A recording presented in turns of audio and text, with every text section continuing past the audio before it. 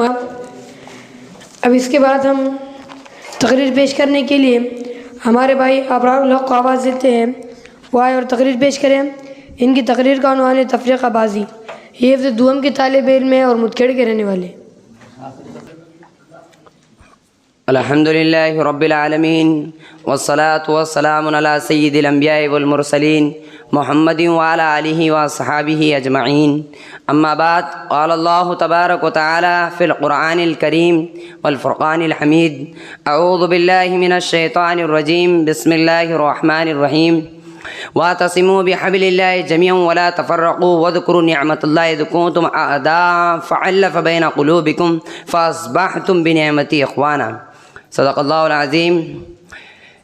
ایک ہو مسلم حرم کی پاسبانی کے لیے نیل کے ساحل سے لے کر تابخواں کے کاشگر، محترم سامعین اکرام، معزز اساتذہ اکرام اور میرے پیاری تعلیمی سفر کے ساتھیوں، انداز بیاں اگرچہ بہت شوق نہیں، شاید کہ اتر جائے تیرے دل میں میری بات۔ محترم سامعین اکرام، آج دنیا الگ الگ خطوں میں بٹی ہوئی ہے۔ کوئی کسی خطے کی پوجا کرتا ہے تو کوئی کسی دیوی کا پرستار ہے، کوئی سورج کو مانتا ہے تو کوئی چاند کے آگے اپنی پیشانی جھکاتا ہے، کہیں رنگ و نسل پر جھگڑے ہیں تو کہیں قبیلے کی بات پر خون ریزی کی نوبت ہے۔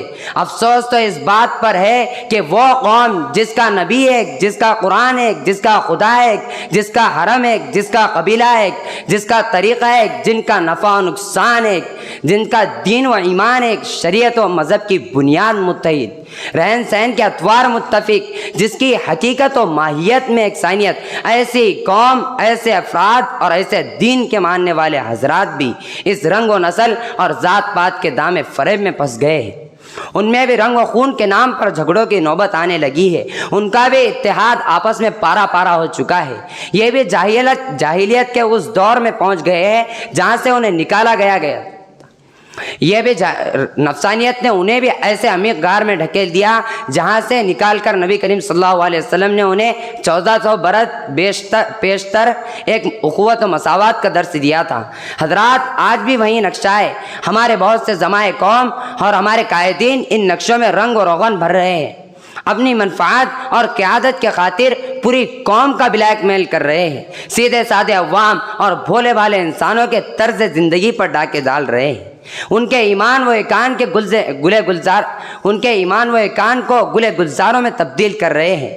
یہ حرص و ہوس کے دور میں ایک قذاق رقابت اور حسد کی آنکھ بھڑکا کر اپنا الو سیدھا کرنے کی فکر میں لگے ہیں۔ انہیں اس کی فکر نہیں ہے کہ مستقبل میں یہ قوم اس فکر کے نتیجے میں کہاں سے کہاں چلے جائے گی، کتنے خطرات اسے گھیر لیں گے۔ یہ اس کی رقابت اور تفرقہ بازی اس کے لیے خطرے کی گھنٹی ہے۔ جہاں سے اس قوم کا اتحاد پارا پارا ہوا تو ملت کے افراد اس دام رقابت کا شکار ہو گئے۔ تو یاد رکھیے، وہ دن دور نہیں ہے کہ جب ہماری رہی سہی ساکھ بھی ختم ہو جائے گی، اقتدار کا تازیانہ جدھر ہمیں چاہے گا لے جائے گا اور ہم بلا چوچرا چلے جائیں گے۔ ہمارا ملی تشخص تو دور کی بات، اپنا تشخص برقرار رکھنا بھی بڑا مشکل ہو جائے گا۔ ہمارا ترقی کرنا تو درکنار، اپنے وجود کے لیے ہم ترسیں گے۔ اقبال مرحوم نے اس کا رونا رویا ہے، فرماتے ہیں منفعت ایک ہے اس قوم کی، نقصان بھی ایک ہی ہے سب کا نبی، دین بھی ایمان بھی ایک، حرم پاک بھی قرآن بھی اللہ بھی ایک، کیا بڑی بات تھی جو ہوتے مسلمان بھی ایک، فرقہ بندی ہے اور کہیں ذاتیں ہیں، کیا زمانے میں پنپنے کی یہی باتیں ہیں۔ حضرات، آج اس مسلم قوم کا سب سے بڑا المیہ یہ ہے کہ چند نام نہایت قائدین نے اس اجتماعیت کا شیرزہ بکھر کر رکھ دیا ہے۔ یہ امت تسبیح کے دانوں کی طرح بکھر پڑی ہے۔ اپنی دکان چمکانے کے خاطر سید و مرزا، ایرانی، ترانی، افغانی اور ہندوستانی کی ایسی خلیج پیدا کر دی ہے کہ جس کا ملنا بڑا مشکل معلوم ہوتا ہے۔ قومیت کا بھوت دل و دماغ پر اس قدر چھا گیا ہے کہ دوسرے قبیلے کی بات تک سننا کوئی گوارا نہیں کرتا کہ اس کی اصل کہاں تک درست ہے، اس میں کتنی صداقت و حقانیت ہے۔ آئیے اسلامی تعلیمات کی روشنی میں اس کا جائزہ لے اور قرآن و حدیث کے بیانات سے اس جہالت سے پردہ اٹھائے۔ نوح علیہ السلام نے 950 برس اپنی قوم کو دعوت و تبلیغ کرتے رہے۔ حیرت کا مقام ہے 950 برس تک آپ علیہ الصلوۃ والسلام پر تانے و تشنے کے تیر پھینکے گئے، پھپتیاں کسی گئی، مذاق اڑایا گیا، لیکن آپ علیہ الصلوۃ والسلام یہ فریضہ انجام دیتے رہے۔ آپ کے قوم کے کچھ سربراہ حضرات آپ کے پاس آئے اور کہنے لگے کہ اے نوح، جو آپ پر ایمان لائے ہیں وہ کم درجے کے ارذل ہے، کمینے ہیں، آپ انہیں اپنی مجلس سے نکال دیجئے، ہٹا دیجئے، ہم آپ کی بات مان لیں گے۔ اس کے جواب میں فوراً وہی نازل ہوتی ہے کہ اے نوح علیہ الصلوۃ والسلام، کہ اے نوح، جو ایمان لائے وہ ان سے بہتر ہے، ان کے کہنے سے آپ یہ کام نہ کر ڈالے۔ نوح علیہ الصلوۃ والسلام نے جواب دیا، ما انا بطارد المؤمنین۔ سیدنا نوح علیہ الصلوۃ والسلام کا بیٹا کفار کے ساتھ تھا۔ آپ نے اسے کہا کہ ہمارے ساتھ آ جا، خدا تعالیٰ سے دعا فرمائی کہ میرا بیٹا کفار کے ساتھ ہے، تو اسے بچا دے۔ وہیں ربانی آتی ہے، قال یا نوح انہ لیس من اہلک انہ عمل غیر صالح، کہ اے نوح وہ تمہارا بیٹا نہیں ہو سکتا کیونکہ اس کے اعمال اچھے نہیں۔ خدا تعالیٰ نے بڑائی اور عظمت کا معیار دار و مدار حق تعالیٰ نے اعمال صالحہ اور تقوی بنایا ہے۔ نبی کریم صلی اللہ علیہ وسلم کی مجلس میں کچھ معزز قسم کے حضرات تشریف فرماتے، آپ صلی اللہ علیہ وسلم انہیں تبلیغ کہ دین کی دعوت دے رہے تھے، دین اسلام کی تبلیغ کر رہے تھے کہ اسی دوران ایک صحابی حضرت عبداللہ ابن مکتوم تشریف لاتے ہیں، حاضر خدمت ہوتے ہیں، سلام عرض کرتے ہیں۔ اللہ کے رسول صلی اللہ علیہ وسلم کے چہرے مبارک پر ناگواری کے آثار ظاہر ہوتے ہیں کہ ہو سکتا ہے یہ لوگ دین اسلام سے مشرف ہو جاتے ہیں، یہ نابینا نے آ کر بات ادھوری کر دی۔ اس پر فوراً وہی نازل ہوتی ہے، جبرائیل علیہ السلام قرآن لے کر اترتے، عبس وتولیٰ جاء الأعمى وما يدريك لعله يزكى او يذكر فتنفعه الذكرى اما من استغنى فانت له تصدى وما عليك الا يزكى واما ما جاءك يشفع واما ما جاءك يشفع وهو يخشى فانت عنه تلاها، کہ آپ صلی اللہ علیہ وسلم آپ شروع ہو گئے، ایک نابینا کے آنے سے آپ کے چہرے مبارک پر ناگواری کے اثرات ظاہر ہو گئے۔ کیا آپ کو معلوم وہ اپنی طلب میں کتنا صادق ہے؟ آپ کا سمجھانا اس کے کام آ سکتا ہے جن کو آپ سمجھا رہے ان کے کام اتنا نہیں آ سکتا۔ جو آپ سے عرض کرتا ہے آپ اس کے پیچھے پڑتے ہیں، اگر وہ ایمان نہ لائے اور آپ کی باتیں نہ مانے تو اس کا آپ پر کوئی الزام نہیں۔ جو طلب صادق کے ساتھ دوڑ کر آپ کے پاس آتا ہے اب اس سے تغافل کرتے ہیں۔ اللہ کے رسول صلی اللہ علیہ وسلم کو اس میں سخت تنبیہ ہے۔ دوستو، قرآن کریم تو مساوات کا درس دینے کے لیے اتارا گیا۔ نبی کریم صلی اللہ علیہ وسلم کو بڑائی اور عظمت کا معیار حسب و نسب اور رنگ و نسل پر نہیں رکھا گیا بلکہ اعمال صالح اور تقوی پر بنایا گیا ہے۔ ایک شاعر نے بڑے خوب انداز میں کہا، یوں تو سید بھی ہو، مرزا بھی ہو، افغان بھی ہو، تم سبھی کچھ ہو، بتاؤ تو مسلمان بھی ہو۔ اللہ تبارک و تعالیٰ نے ارشاد فرمایا، یا ایھا الناس انا خلقناکم من ذکر و انثی وجعلناکم شعوبا وقبائل لتعارفوا ان اکرمکم عند اللہ اتقاکم، کہ اے لوگو ہم نے تم کو ایک مرد اور عورت سے پیدا کیا ہے، تمہارے قبیلے و خاندان صرف تعارف اور شناخت کے لیے بنائے ہیں، تم میں باعزت وہ ہے جو تقوی میں سب سے بڑا ہو۔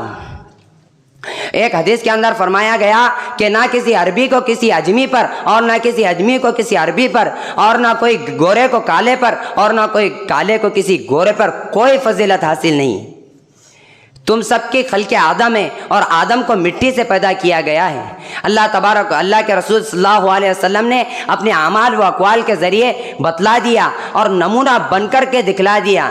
اقبال مرحوم نے ریمارک کیا اور بڑے خوب انداز میں فرمایا، نسل اگر مسلم کی مذہب پر مقدم ہو گئی، اڑ گیا جہاں سے تو مانند خاک راہ گزر، تا خلافت کی بنا ہو دنیا میں استوار، لا کہیں سے ڈھونڈ کر استاف کا قلب و جگر۔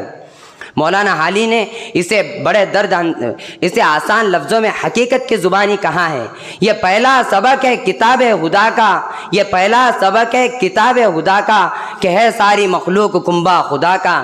محترم حاضرین، آج ہم اپنے گریبانوں میں جھانک کر دیکھیے، ہم نے شریعت کا کتنا پاس و لحاظ رکھا ہے، دین سے ہمارا کتنا تعلق ہے۔ ہماری مسجد الگ، ہمارے مدارس کو، ہمارے دینی مراکز کو ہم نے الگ عنوان دے رکھا ہے، ہمارے مدارس ہماری قومیت کے نام سے یاد کیے جاتے ہیں۔ ہمارے دل و دماغ میں خدا کی محبت کم، حسب و نسب سے زیادہ تعلق ہے۔ تو اسی لیے ضرورت اس بات کی ہے کہ ہم اپنے اندر اخوت ایمانی پیدا کریں، دین اسلام کے اصولوں کو اپنی زندگی میں لائے اور اس پر جان دینے کی کوشش کرے، اور نبی کریم صلی اللہ علیہ وسلم کو قائدین کی بات پر ترجیح دے۔ ایک شاعر نے بڑے خوب انداز میں کہا بتانے رنگ و بو کو توڑ کر ملت میں گم ہو جا، نہ ایرانی رہے باقی نہ تورانی نہ افغانی، یہی مقصود فطرت ہے یہی رمز مسلمانی، اخوت کی جہانگیری محبت کی فراوانی۔ حضرات، آج ہمارے سامنے بہت مسائل ہے، طرح طرح سے فتنے اٹھ رہے ہیں، اور ان فتنوں نے مسلمانوں کو اپنی لپیٹ میں لے رکھا ہے، اور اس مسئلے کو ہم اپنے سر نہ تھوپے، بلکہ ہم بھی رنگ و نسل اور ذات پات اور قبیلے کے بھید بھاؤ کو چھوڑ کر ایک ملت کے تابع دار ہو جائیں۔ صحابہ اکرام کی طرح بیک زبان ہو کر جب کوئی ہم سے اپنا نسب معلوم کرے تو ہم صحابہ اکرام رضی اللہ تعالیٰ علیہ مجمعین کے جیسا بیک زبان ہو کر کہیں کہ دین اسلام، دین اسلام، دین اسلام۔ عمر فاروق رضی اللہ تعالیٰ عنہ جو آقا تھے، حضرت بلال حبشی جو غلام تھے، ان کو آقا کہہ کر پکارا کرتے تھے۔ اسی طرح ہم ترقی کر سکتے، آگے بڑھ سکتے، ہمیں کچھ مقام و منصبہ حاصل ہو سکتا ہے۔ اللہ تبارک و تعالیٰ ورنہ ہماری جگہ کسی اور دوسری قوم کو اپنی دین کے حفاظت کے لیے کھڑا کر دے گا۔